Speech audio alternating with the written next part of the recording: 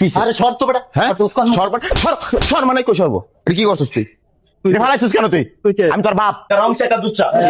জি ভাই একবার ব্যঞ্জন দে তো, চালু কর। চালু দে। আমি সিগারেট টিকেট দিতে পারবো না ভাই। 7,000 8,000 টাকা বাকি হয়েছে ভাই। আজ 3 মাস হলো খাওয়াইতেছি। একটা এই বেটা, চালু কর, দিতে কইছিস না? আমারে মাফ করে দেন ভাই, আমি দিতে পারবো না ভাই। কিন্তু বেশি কথা শাস্তি তুই চিনোস না আমারে? বাইরে চিনোস না তুই? ভাই আমার আপনাকে যদি সবসময় এভাবে খাওয়াইতে আমার দোকানটা চলতে হবে না ভাই। দোকান বন্ধ কর, চালু কর। ভাই ভাই ভাই এগুলো করেন না ভাই।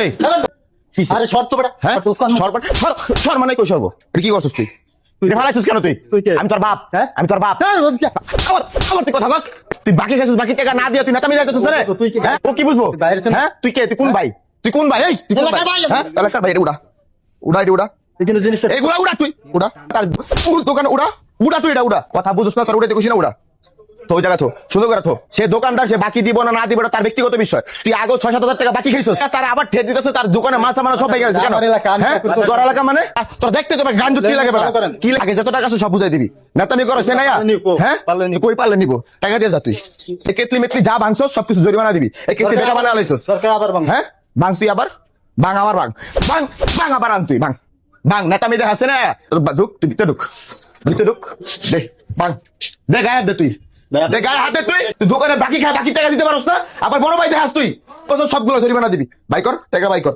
কয় টাকা আছে তোর কাছে এই ভাই যা আছে সব রাখেন আপাতত যে কয় টাকা আছে মানি রাখ শুধু রাখেন ওইগুলো দেখবো পা ধর তুই বাপের সমতুল্য মানুষ তুই গায়ে হাত দিছস বেটা হ্যাঁ তোর বয়সী বেটা মাপ চা আব্বা মাপ করে দেন ক আমার মাপ করে দে। আর কোন সময় কাজ করবি হ্যাঁ দৌড় দে লাত্তি খাওয়ার আগে দৌড় দে